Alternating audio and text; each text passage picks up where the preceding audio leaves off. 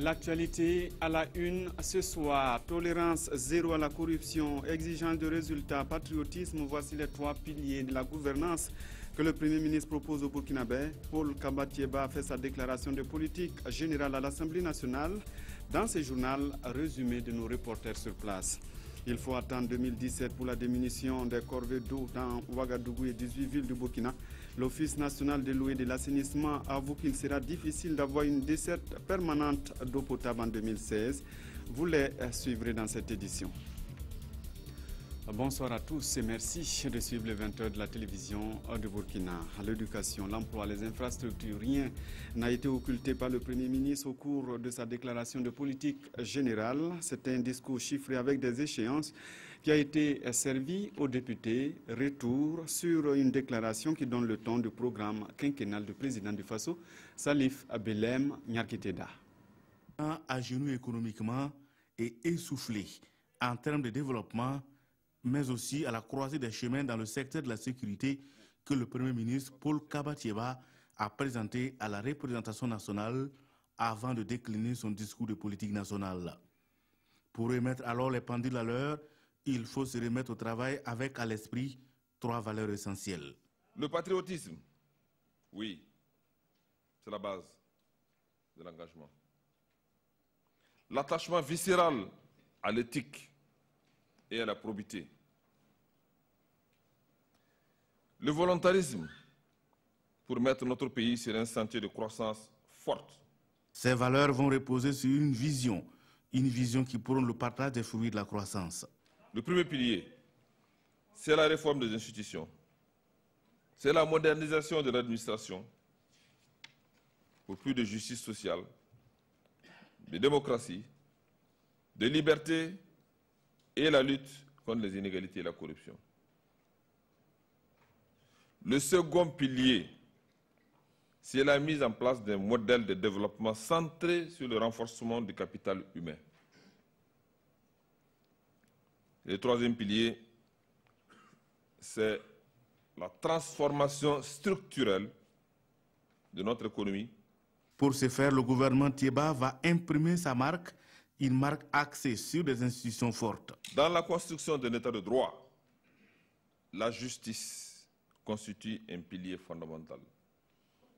Au regard de l'ampleur et de la complexité des problèmes de la justice burkinabé, l'action de mon gouvernement consistera à faire de la justice une institution impartiale et performante au service du peuple.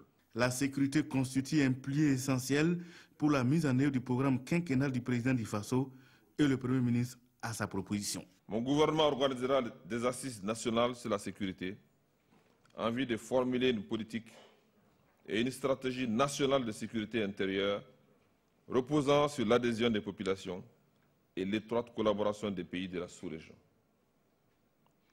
Tout en poursuivant les réformes nécessaires pour garantir le caractère républicain de nos forces de défense et de sécurité, le gouvernement entend renforcer significativement leurs capacités opérationnelles afin qu'elles puissent assurer avec efficacité la défense de l'intégrité du territoire national et qu'elles participent activement aux actions de développement.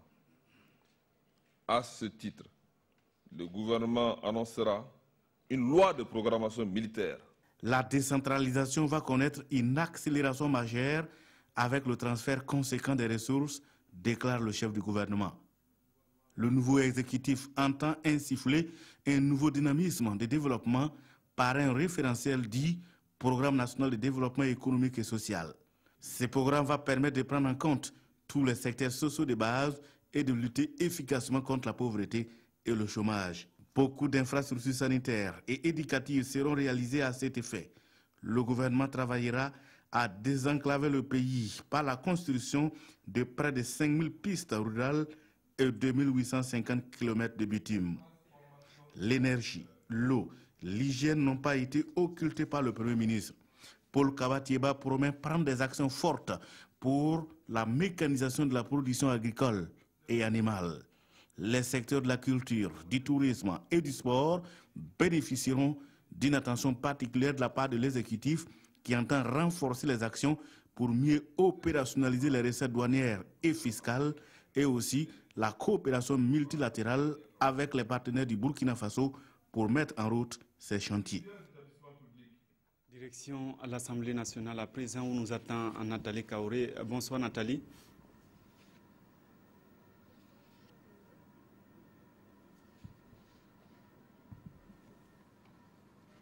Nathalie, d'accord. Donc, nous allons décrypter ensemble ce discours à chaud du Premier ministre. Que peut-on déjà retenir côté justice de cette déclaration justement du Premier ministre? Merci Simon Gongo. Il faut le rappeler, pendant plus de 2 heures, le Premier ministre Paul Kabat-Seba a décliné à la représentation nationale les grands chantiers de développement que son gouvernement a arrêtés pour le Burkina Faso. Il y a beaucoup à retenir de cette déclaration de politique générale du Premier ministre, puisque tous les secteurs d'activité ont été pris en compte, comme on vient de le voir dans le reportage précédent. Et dans le domaine de la justice, par exemple, l'engagement pris ce soir par le Premier ministre est de lutter efficacement contre la corruption, souvent décriée dans le secteur de la justice, et d'œuvrer également à l'égalité des chances entre les justiciables devant cette justice et enfin rapprocher cette justice du justiciable. Et il y a aussi la question de l'éducation, Nathalie Kaoré, où le Premier ministre parle de la normalisation des écoles sous Payotte. Effectivement, des engagements ont été pris également dans le domaine de l'éducation. Paul Kabat-Seba a annoncé la gratuité de l'école jusqu'à 16 ans, l'augmentation du nombre d'enseignants par un recrutement massif en vue de parvenir au ratio un enseignant pour 50 élèves. Et concernant les infrastructures éducatives, le Premier ministre a annoncé, entre autres, que le gouvernement va normaliser 160 écoles sous Payotte sur les 800 que compte actuellement le Burkina Faso. Et on retient également que 310 nouveaux collèges, 20 lycées professionnels et 286 nouveaux lycées seront construits au cours du quinquennat. Et puisque vous avez parlé d'infrastructure, on va parler route. Le Premier ministre annonce le bitumage d'importants kilomètres de route. Qu'est-ce que vous pouvez nous dire sur ce point-là? Voilà, avant de parler des infrastructures routières, je tiens à préciser que toujours dans le domaine de l'éducation et précisément en ce qui concerne l'enseignement supérieur public, le Premier ministre a estimé que c'est inacceptable que des temples de savoir manquent de ressources humaines et infrastructurelles. Et pour faire face à la crise dans les universités à court terme, le gouvernement va créer ce qu'il a appelé une université virtuelle, 6 cités universitaires, 26 amphithéâtres dont 10 en 2016 et 46 bâtiments pédagogiques dont 12 en 2016. Revenant maintenant aux infrastructures routières, Paul Kabat-Seba a dit que son gouvernement va réaliser 5000 km de pistes rurales. Il y a aussi ce vaste chantier, ce vaste programme de bitumage de 2850 km de route de plusieurs projets routiers est déjà acquis pour 2016 selon le Premier ministre. On peut citer par exemple le bitumage de la route Kongoussi-Guibo qui va coûter 21 milliards de francs CFA et la route d'Edougou-Dougan pour 20 milliards de francs CFA. Et tout cela, c'est bien dit, hein, Nathalie Kaoré, mais il va falloir que le Premier ministre arrive à convaincre les députés de lui accorder sa confiance et notamment ce sera à la reprise où il sera appelé à répondre aux questions des députés. Effectivement. Quelques problèmes. techniques. On est avec Nathalie Kaoré. Voilà, quelques problèmes techniques. Donc, nous allons poursuivre le cours de ce journal, puisque tout à l'heure, le Premier ministre va revenir donc dans l'enceinte de l'Assemblée nationale pour répondre aux questions des députés. Et après, il y aura ce moment important, le vote de confiance de l'ensemble des députés réunis à l'Assemblée nationale. Et puisque tous ces projets qui ont été déclinés ici auront besoin de financement, le président du Faso en a parlé avec un groupe d'investisseurs ce matin. Il y a eu des échanges qui ont porté sur les investissements directs et indirects dans le pays. Le chef de l'État a aussi reçu les parlementaires de l'UEMOA, Jean Zongo Tangakafando. La délégation du comité interparlementaire de l'UEMOA affirme à sa sortie d'audience être venue féliciter le Burkina Faso pour l'organisation réussie des élections de novembre 2015. Pour son vice-président qui dirigeait la délégation, des réflexions sont en cours sur des réformes au sein du comité et il était indiqué de venir solliciter les conseils de Roch-Marc Christian Kaboré. Ce n'est pas tous les jours qu'on rencontre un chef d'État. Quand on les rencontre, on profite aussi pour parler de quelques réflexions en cours. C'est fait un peu le cas du devenir du CIP-UEMOA et le futur Parlement dans ce cadre, qui a été abordé par la conférence des chefs d'État et de gouvernement en janvier dernier. Faire du Burkina Faso une destination privilégiée des investisseurs étrangers, c'est l'ambition de Synergie Burkina Faso. Son premier responsable est venu présenter leurs activités au président du Faso et de signifier l'accompagnement pour attirer des investisseurs directs et indirects pour le pays. Nous espérons bien continuer ces investissements, à la fois en direct pour les plus grosses PME et à travers Synergie Burkina pour les sociétés plus petites et les start-up. Synergie Burkina Faso investit dans les domaines agricoles, de l'accès à Internet et de l'accès à l'énergie. Reportage signé de Jean Zongo et de Fousseni Kindo. Nous pourrons voir maintenant le reportage de Moussa Ouedraogo et Tanga Kafando, puisque Roch-Marc Christian Kaboré a poursuivi les échanges avec d'autres personnalités ce matin. Il a échangé notamment avec le club des dirigeants des banques en Afrique, le chef du bureau de la coopération autrichienne et l'Institut euro-africain. Moussa Ouedraogo et Tanga Kafando. Avec le président Roch-Marc Christian Kaboré, le club des dirigeants de banques et de crédits d'Afrique en parlait des nouveaux paiements bancaires, défis pour les banques africaines, le thème de leur journée annuelle qui se tient actuellement à Ouagadougou. Le chef de l'État nous a exprimé son soutien et a souhaité voir les dirigeants de banques se mobiliser autour de l'État du Burkina Faso et des opérateurs économiques du Burkina pour la relance de l'économie nationale. Après le club, c'est le chef du bureau de la coopération autrichienne qui est reçu par le président du Faso. Walter Heimer est venu présenter les félicitations de l'Autriche et du président autrichien à Roch-Marc Christian Kaboré pour son élection. C'était aussi pour confirmer que l'Autriche restera engagée à accompagner le Burkina Faso pour relever tous ces défis qui sont là pendant les années qui viennent. Le troisième hôte de Kosiam est Bernard Deniche, président de l'Institut euro-africain de droit économique, INEADEC. Nous voulons lui expliquer que nous étions à la disposition de ses services et du gouvernement pour apporter notre modeste expertise dans l'élaboration de législation, de réglementation dans le domaine économique. Et le secteur de prospection au Burkina Faso pour l'INEADEC est l'agriculture, où l'Institut a déjà élaboré un avant-projet de loi. L'Institut euro-africain pour les droits économiques est présent au Burkina depuis 18 mois. Le Burkina peut aussi tourner son regard vers les entreprises cotées à la bourse régionale des valeurs mobilières. Ce marché est classé champion d'Afrique 2015 des marchés boursiers avec 13,98%. La BRVM devance les bourses de la Namibie, du Nigeria ou encore de l'Afrique du Sud.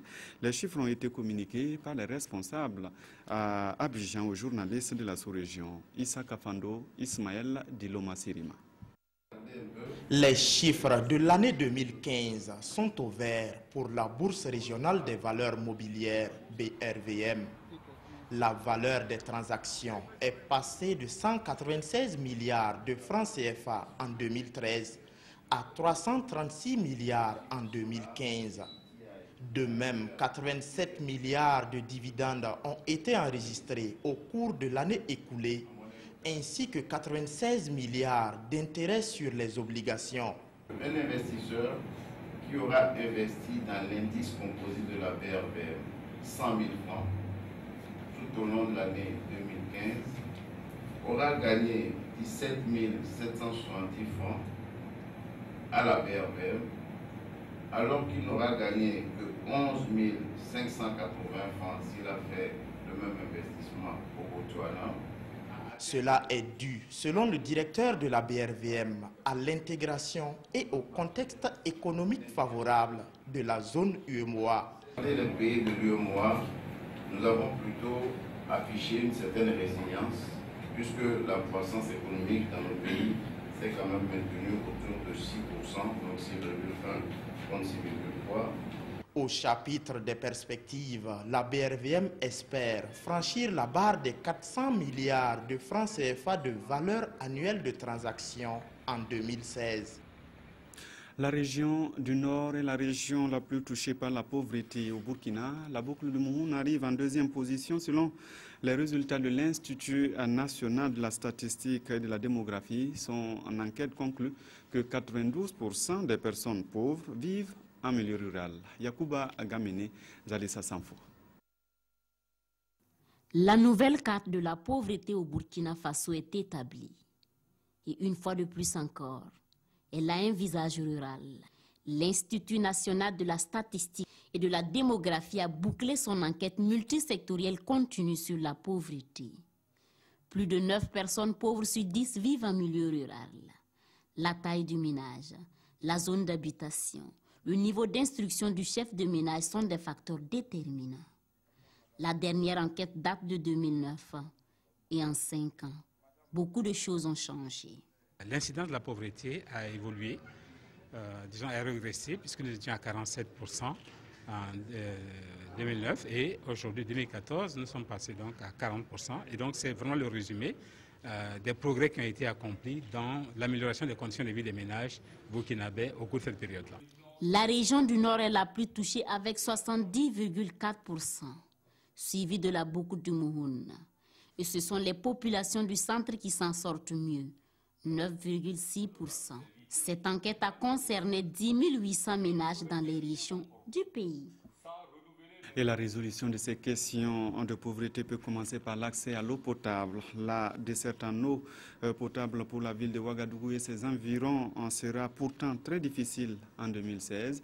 Ce sont les aveux de l'Office national de l'eau et de l'assainissement qui annoncent la fin du calvaire en 2017 avec la fin des travaux de Ziga 2. Mokhtar Ouedraogo, Marguerite Douaniossou. Veillez à faire des réserves d'eau minimale en cas de coupure. Évitez de garder les robinets ouverts, évitez l'arrosage des fleurs et le lavage des véhicules à grande eau. Ce sont là quelques comportements recommandés par l'ONEA pour cette année 2016 qui sera très difficile en matière d'approvisionnement en eau potable pour la ville de Ouagadougou et ses environs. Malgré les efforts de la nationale de l'eau et de l'assainissement, le déficit persiste depuis 3 ans, surtout en période chaude, même si dans certains quartiers les perturbations sont observées durant toute l'année. L'ONEA a donc pris des dispositions pour permettre aux consommateurs de gérer cette période difficile au mieux. Au niveau de la station de Paspanga, nous avions procédé à l'augmentation du volume d'eau à produire de l'ordre de 9000 m3 par jour.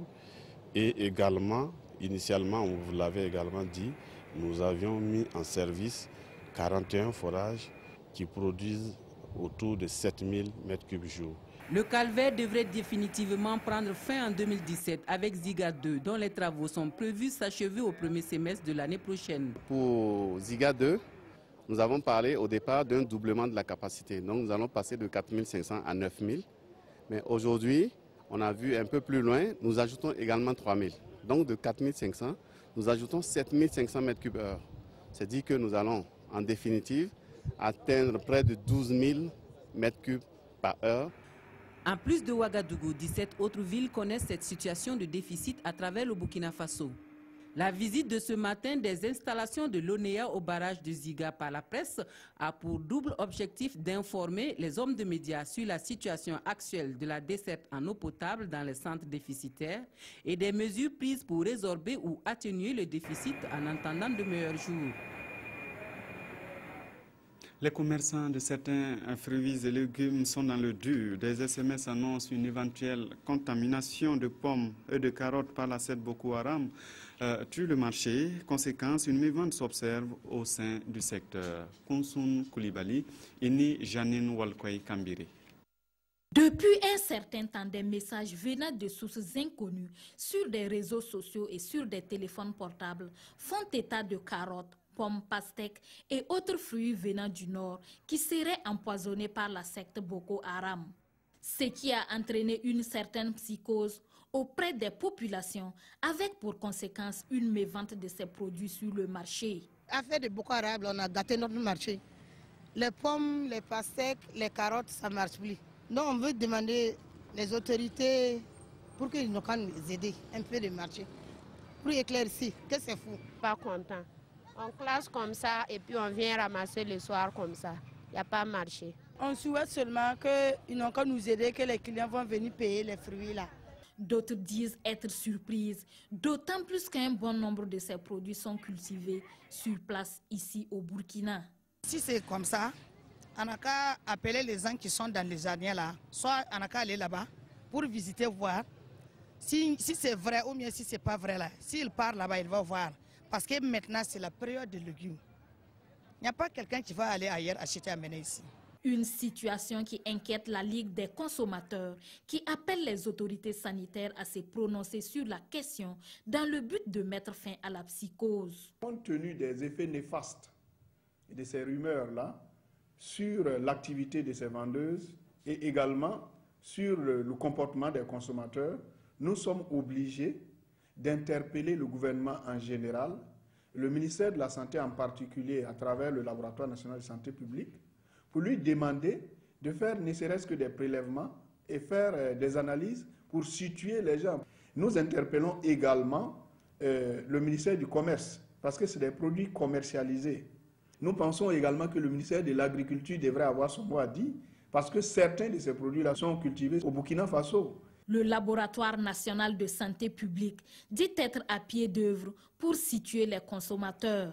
Et pour plus d'efficacité, il se garde de donner un délai quant aux résultats des analyses en cours. Le ministère de l'Agriculture nous a envoyé des échantillons que nous sommes en train de traiter. Nous les traitons d'abord avec les paramètres que nous utilisons en routine, mais cela ne suffit pas. Nous avons besoin aussi de monter des procédures pour d'autres paramètres, pour viser d'autres contaminants potentiels. Et cela prend du temps.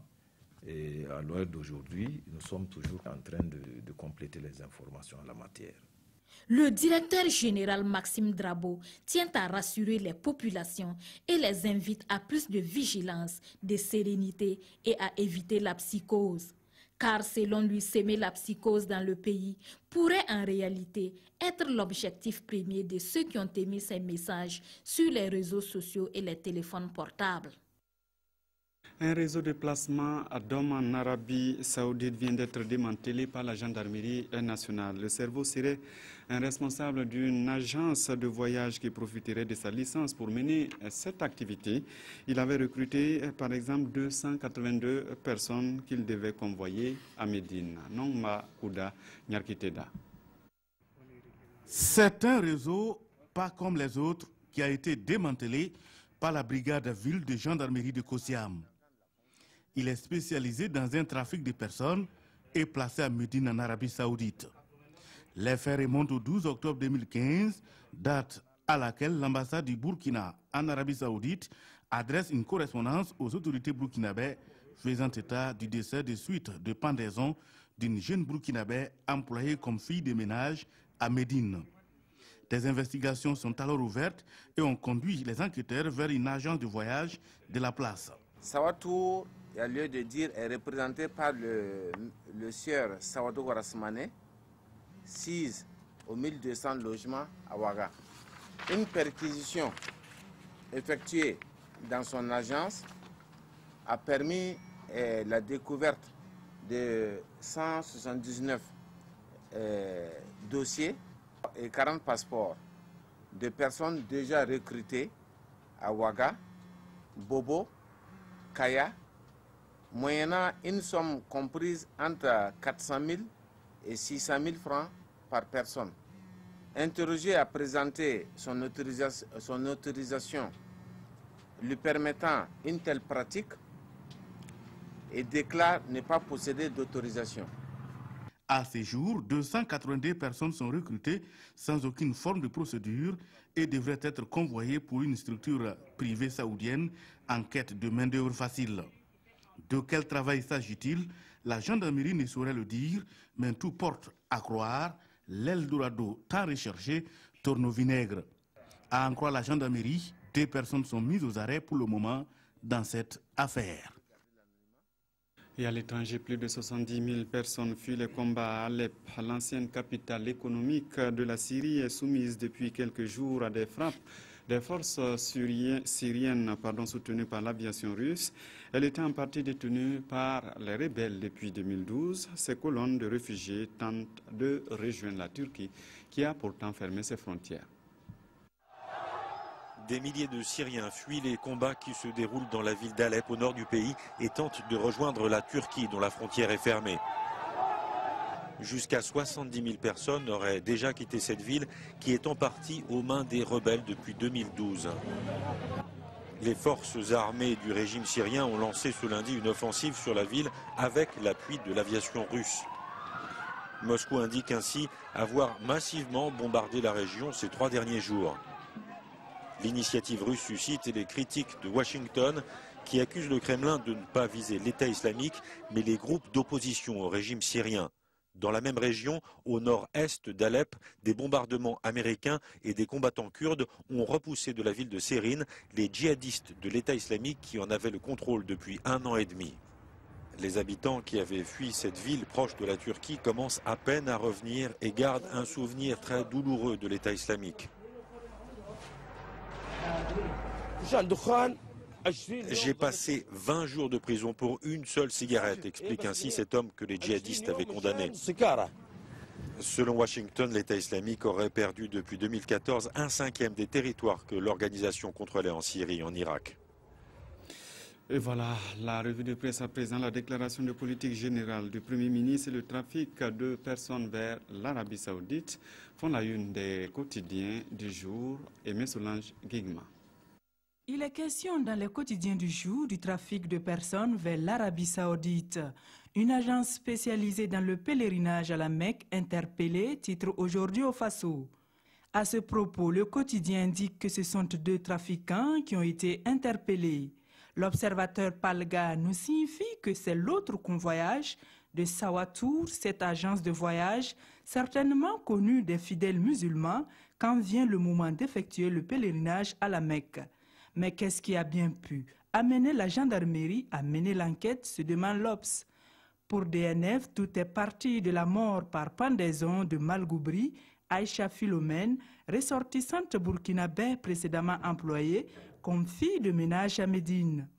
L'invite a été faite aux populations dans les colonnes de Sidouaya de signaler toute pratique illicite dont elles ont connaissance en appelant les services de police et de la gendarmerie. Pendant ce temps, le soir se penche sur la déclaration de politique générale de Paul Thiéba. Pablo saura-t-il convaincre ce soir, se demande ce journal. Il faut croire que oui, répond-il.